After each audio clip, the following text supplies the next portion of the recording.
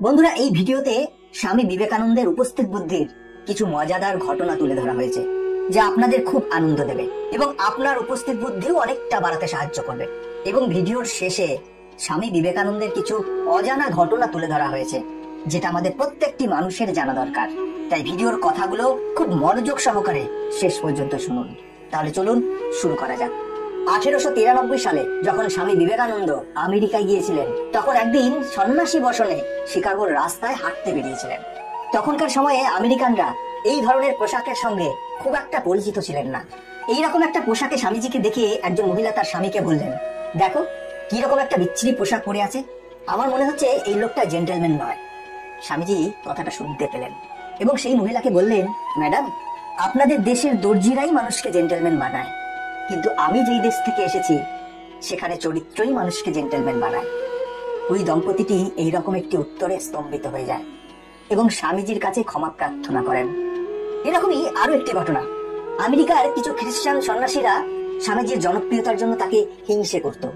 তারা স্বামীজির বদনাম করার জন্য এক আমেরিকার সুন্দরী যুবতীকে ঠিক করল।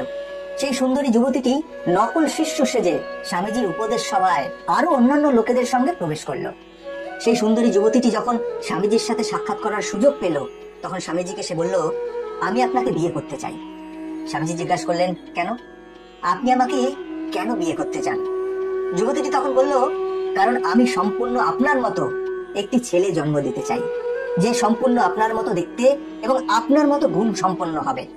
স্বামীজি তখন সেই যুবতীটির পায়ের কাছে বসে পড়লেন এবং তাকে বললেন, আপনার বিকল্প কারোর কি প্রয়োজন, যখন আসল ছেলেই আপনার সামনে আছে? আজ থেকে আপনি আমার মা। যুবতীটি এই ঘটনায় অত্যন্ত লজ্জিত হলেন এবং নিজেকে দোষী অনুভব করলেন। পরবর্তীকালে সেই যুবতী স্বামীজির এক অত্যন্ত ভক্ত হয়ে গিয়েছিলেন। একবার স্বামীজি দিল্লিতে কিছুদিন থাকার পর অন্য গুরু ভাইরা এদিক ওদিক ছড়িয়ে পড়লেন। স্বামীজিও দিল্লি ছেড়ে চললেন রাজস্থানের উদ্দেশ্যে। সময়টা ছিল 1899 খ্রিস্টাব্দের ফেব্রুয়ারি মাসের এক সকালে। স্বামীজি আনোয়ার পৌঁছলেন, সঙ্গে একটা গেরুয়া কাপড়, দণ্ড, কমণ্ডল ও কম্বলে জড়ানো 2-4টে বই। ঘুরতে ঘুরতে তিনি এক দাতব্য চিকিৎসালয়ের সামনে গিয়ে দাঁড়ালেন। চিকিৎসালয়ের চিকিৎসক একজন বাঙালি, তার নাম গুরুচরণ নস্কর। স্বামীজি তাকে জিজ্ঞেস করলেন, ডাক্তারবাবু, সাধু সন্ন্যাসীদের থাকার জন্য আশেপাশে কি কোনো জায়গা আছে কি? গুরুচরণ বাবু তখন একটু ভেবে স্বামীজিকে কাছাকাছি একটা দোতলা বাড়িতে নিয়ে গেলেন এবং স্বামীজির থাকার জন্য প্রয়োজনীয় জিনিসপত্র আনিয়ে দিলেন। স্বামীজির সঙ্গে কিছুক্ষণ আলাপেই তিনি এতটাই মুগ্ধ হয়েছিলেন যে তিনি তার পরিচিত মহলে স্বামীজির উচ্ছ্বসিত প্রশংসা করতে শুরু করলেন। বললেন, এমন মহাত্মা আমি আগে কখনো দেখিনি। গুরুচরণ বাবুর বন্ধুরাও স্বামীজির কাছে এসে মুগ্ধ হলেন। তাদের মধ্যে একজন মৌলভী সাহেব ছিলেন। মৌলভী সাহেবের মুখে স্বামীজির কথা শুনে বেশ কিছু মুসলমান ভদ্রলোকও তার কাছে নিয়মিত আসতেন। এর ফলে কয়েকদিনের মধ্যে এমন হলো যে স্বামীজির ঘরে আর জায়গায় হলো না। ঘর ভর্তি হয়ে বারান্দাতেও লোকজন বসে যেত স্বামীজির কথা শোনার জন্য। স্বামীজি তাদের সঙ্গে ধর্ম নিয়ে আলোচনা করতেন এবং মাঝে মাঝে উর্দু এবং হিন্দি গান, এমনকি বাংলা কীর্তনও গাইতেন। দিন কয়েকের মধ্যেই স্বামীজির অনুগামীর সংখ্যা খুব বেড়ে গেল। তখন স্বামীজির এবং অন্য সকলের সুবিধার কথা ভেবে তার অনুগামীরা তাকে আনোয়ারের অবসরপ্রাপ্ত ইঞ্জিনিয়ার পণ্ডিত শম্ভুনাথজির বাড়িতে নিয়ে গেলেন এবং সেখানেই তার থাকার ব্যবস্থা করলেন। এখানে আসার পর স্বামীজি সকাল 9টা পর্যন্ত ধ্যান করে তারপর বৈঠকখানায় আসতেন। ততক্ষণে সেখানে জাতি ধর্ম নির্বিশেষে অনেক মানুষজন এসে পড়তেন।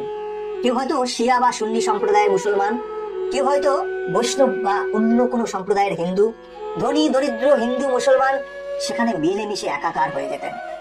স্বামীজি দুপুর পর্যন্ত বসে সকলের সঙ্গে সমানভাবে কথা বলতেন এবং ধর্ম সম্বন্ধীয় বিভিন্ন সমস্যার সমাধান করতেন। তখন যে ভাব, যে আদর্শ নিয়ে আলোচনা উঠত, স্বামীজিকে মনে হতো তখন তিনি সেইভাবেই যেন তন্ময় হয়ে যেতেন। ভগবত প্রসঙ্গের সঙ্গে সঙ্গে সঙ্গীতও করতেন। বাংলা গান গাইবার আগে তিনি হিন্দিতে তার অর্থ সকলকে বুঝিয়ে দিতেন। রাজস্থান বৈষ্ণব প্রধান স্থান বলে কৃষ্ণ বিষয়ক সঙ্গীতই তিনি বেশি করতেন। গাইতে গাইতে তার ভাবে বিভোর হয়ে যেতেন, তার চোখ দিয়ে অশ্রু ধারা বইতে থাকত। স্বামীজির অনুরাগী সেই মৌলভী সাহেবের একান্ত ইচ্ছা স্বামীজিকে নিজের বাড়িতে নিয়ে গিয়ে খাওয়াবেন। তিনি জানতেন স্বামীজি জাতিভেদের ঊর্ধ্বে, তিনি আপত্তি করবেন না। কিন্তু যার অতিথি হয়ে স্বামীজি এখানে এসেছেন সেই পণ্ডিতজি যদি আপত্তি করেন? কিন্তু মৌলভী সাহেবের আন্তরিকতা দেখে পণ্ডিতজি বললেন, ভাই, স্বামীজি তো দরবেশ, তার কাছে জাতিভেদের কি মূল্য, আমার দিক থেকে কোনো আপত্তি নেই। আপনি যেমন ব্যবস্থা করবেন আমরা তাতেই সন্তুষ্ট হব। সেই অনুযায়ী মৌলভী সাহেব একদিন স্বামীজিকে নিজের বাড়িতে নিয়ে গিয়ে তৃপ্তি করে খাওয়ালেন। শুধু তিনি নয়, আরো অনেক মুসলমান ভদ্রলোক স্বামীজিকে নিজেদের বাড়িতে নিয়ে গিয়ে আহার করিয়েছিলেন। স্বামীজি পরম তৃপ্তিতে তাদের আতিথেয়তা গ্রহণ করেছেন। এই খবরটি একদিন আলোয়ারের রাজ্যের দেওয়ানের কানে পৌঁছল। স্বামীজিকে তিনি সাদরে নিজের বাড়িতে নিয়ে গেলেন এবং তার সঙ্গে আলাপ করে মুগ্ধ হলেন। আলোয়ারের মহারাজ ছিলেন অত্যন্ত ইংরেজ ভাবাপন্ন। দেওয়ান ভাবলেন এই প্রতিভাবান সিদ্ধ সন্ন্যাসীর সংস্পর্শে এসে হয়তো মহারাজের মতিগতি পাল্টাতে পারে। তাই তিনি মহারাজকে খবর পাঠালেন যে একজন সাধু এসেছেন যিনি ইংরেজিতে মহাপণ্ডিত।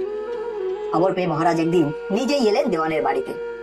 প্রথমে তিনি স্বামীজিকে প্রশ্ন করলেন, আচ্ছা স্বামীজি, শুনেছি আপনি নাকি অদ্বিতীয় পণ্ডিত, তা আপনি তো সহজেই অনেক অর্থ উপার্জন করতে পারেন, তা না করে ভিক্ষা করে বেড়ান কেন? এই কথা শুনে একটু ইতস্তত না করে স্বামীজি সেই রাজাকে বললেন, মহারাজ, আপনার প্রশ্নের উত্তর দেওয়ার আগে আমি কি আপনাকে একটা প্রশ্ন করতে পারি? মহারাজ বললেন, হ্যাঁ বলুন। স্বামীজি তখন বলল, আপনি কি বলতে পারেন আপনি এই যে রাজকার্যের অবহেলা করে দিন রাত সাহেবদের সঙ্গে খানা খেয়ে শিকার করে বেড়ান, এটা কেন করেন? স্বামীজির কথার ভঙ্গিতে উপস্থিত সবাই খুব চিন্তিত হয়ে পড়লেন। তারা ভাবলেন রাজা বুঝি এবার রেগে গিয়ে একটা কাণ্ড বাঁধাবেন। কিন্তু রাজা ধীর ভাবেই স্বামীজির কথা শুনলেন এবং একটু চিন্তা করে বললেন, কেন আমি এরকম করে বলতে পারবো না, তবে হ্যাঁ, ওতে আমার ভালো লাগে। স্বামীজিও সঙ্গে সঙ্গে বললেন, আমারও তেমনি। ফকিরি করে ঘুরে বেড়াতে, মানুষের সেবা করতে আমার ভালো লাগে। এই কথা শুনে সেখানে উপস্থিত সবাই স্তম্ভিত হয়ে যায় এবং সেই রাজা পরবর্তীকালে স্বামীজির ভক্ত হয়ে যায়। তো বন্ধুরা, এটাই হচ্ছে স্বামী বিবেকানন্দ।